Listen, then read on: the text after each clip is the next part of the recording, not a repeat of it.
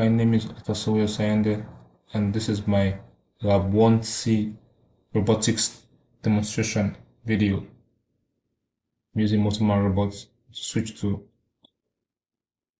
shell cycle in auto mode.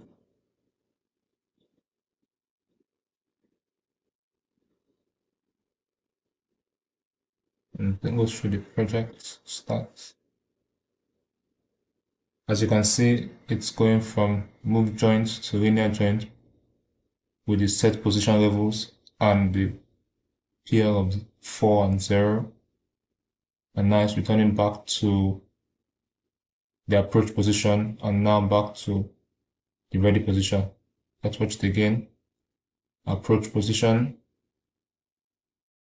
peak position with the offset, the wall offset, back to approach position,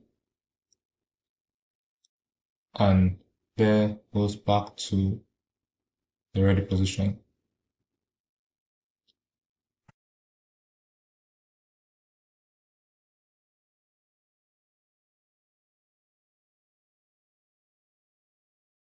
Back to the ready position.